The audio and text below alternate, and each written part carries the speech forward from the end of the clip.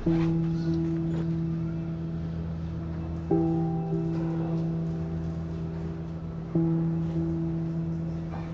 ba tong kutong lupang itong pinagkatiwala na agad ni boss? Tapang-tapangan sa harap ni boss yan. Kaya binigyan agad ng toka. O baka kinamot yung likod ni boss. Kaya yun, bumigay.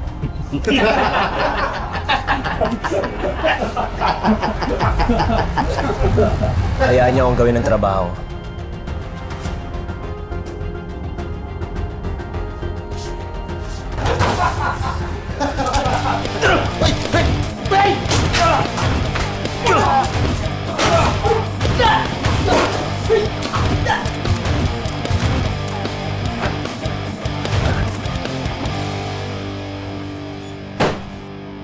Mahusay kang mamaril, ah.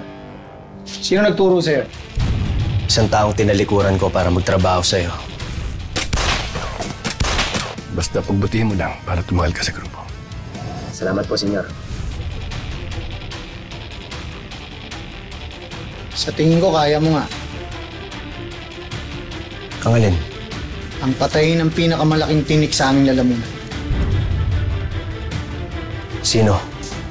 Si Edgardo Magallanes at ang anak niya si Elias Guerrero. Celias? Bakit? Kilala mo sila?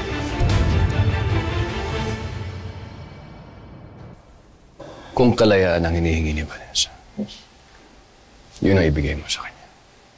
Kesa naman, higpitan mo lalo ang kapit mo sa kanya. Siguro nga tama ka.